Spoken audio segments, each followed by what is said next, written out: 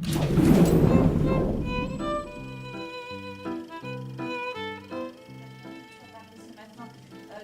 les 7 ours de la montagne sacrée, c'est un documentaire de long métrage qui a été tourné dans le nord-ouest du Pérou. Alors c'est une région totalement désertique où poussent des cactus géants, etc. Et dans cette région, après des décennies de déboisement intensif et d'exploitation minière, une communauté paysanne de 500 familles s'est déclarée communauté écologique et elle a donc déclaré toutes ces terres protégées. Alors ils font notamment de l'agriculture biologique sur 7000 hectares et ils ont créé une réserve naturelle dans laquelle ils protègent et réintroduisent des espèces menacées, dont notamment le fameux ours des Andes.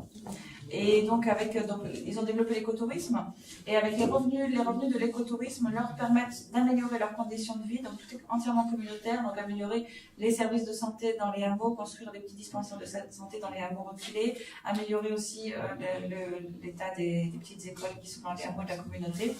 Et puis, ils essayent de convaincre d'autres communautés de faire comme eux le même travail qu'eux pour essayer de créer un grand corridor biologique qui soit entièrement géré par les communautés paysannes.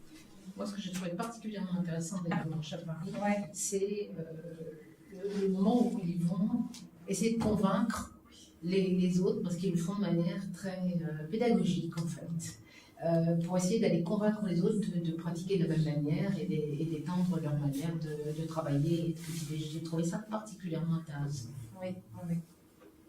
Oui, ça c'est vrai que toute la scène de négociation, c'était autour de la petite oursonne.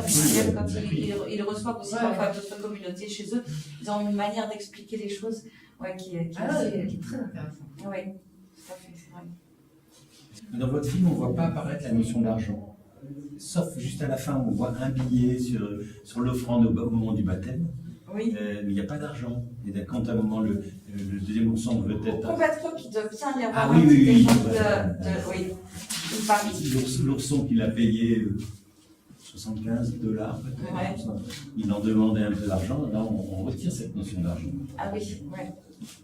C'est parti là-dessus. Et après, il faut un petit peu d'explication, un peu de prosélytisme sur leur... C'est-à-dire que oui, ils ne veulent pas payer en échange de la récupération de la petite oursonne pour ne pas encourager ce genre de commerce, pour pas que les gens après aient cherché volontairement des animaux dans la nature pour les revendre après. Quelle est la manière dont ils sont arrivés à conceptualiser leur devenir? C'est la rencontre avec des universitaires, des étudiants et des gens qui viennent d'ailleurs, ou bien ils ont une démarche à eux? Non, alors c'est vraiment ça qui est intéressant dans le projet, c'est-à-dire que très souvent quand on voit des projets de conservation un peu partout, quels que soient les pays, souvent ce sont des projets qui sont nés au départ de l'initiative d'un scientifique américain ou canadien ou je ne sais quoi. Or là, pas du tout. Au départ, c'est vraiment né des paysans de la communauté. Et c'est tout simplement, ils se sont rendus compte que leur terre devenait invivable. Mais l'initiative au départ est vraiment partie des paysans eux-mêmes, c'est ça qui est intéressant. Et les aides sont venues après. Par exemple, il y a... Voilà, quand il s'est agi de relier le village à la réserve, il y a 15 km qui séparent le village de Chamboyapé, qu'on voit dans le film, à la réserve écologique. Et ces 15 km, ils étaient accessibles uniquement à dos de mule. Or, pour créer la réserve et pour que les écotouristes puissent y aller, il fallait bien faire une piste, disons, qui soit au moins accessible en mototaxi ou en minibus ou je sais pas.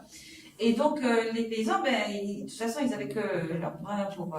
voilà. Donc, ils ont commencé à tailler la route eux-mêmes, quoi, à la pêche, à la pioche et à la bêche. Et voilà. Et donc, et puis, il y a un élu local ils en avaient fait déjà quelques kilomètres comme ça. Puis un jour, il y a un élu local qui vient, qui dit, mais qu'est-ce que vous êtes en train de faire mais vous n'allez quand même pas faire 15 kilomètres comme ça, vous n'allez pas y arriver. Alors écoutez, il a dit, si vous voulez, je peux mettre à votre disposition un bulldozer qui va le faire mais juste de quoi faire 5 kilomètres. Je ne peux pas vous le laisser plus longtemps, vous ne ferez pas 15 km, mais je peux vous le laisser pour que ça vous fasse au moins 5 km, ce sera déjà ça. Et ils ont dit d'accord. Ils ont fait passer la machine devant, et eux derrière, ils complétaient avec la pelle et la pioche, et ils ont fait les 15 km comme ça. Vous leur avez présenté le film là-bas? Bien sûr, alors là-bas, Alors là-bas, on leur a présenté le film. Alors bon, vous savez, là-bas, bon, la plupart des gens n'ont pas l'électricité ou voilà.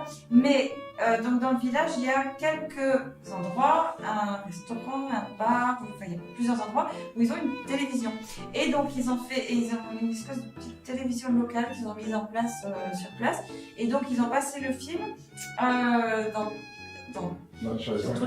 sur tous les postes qui existaient dans le village. Les villageois, paraît-il, étaient tous regroupés autour des quelques postes présents dans le village, et donc tout le village l'a vu. Voilà. Et donc il paraît que ça a été un succès total. Ah oui, Ils étaient tellement heureux de se voir. Oui, et puis bon, le film, Réussi. je le regarde.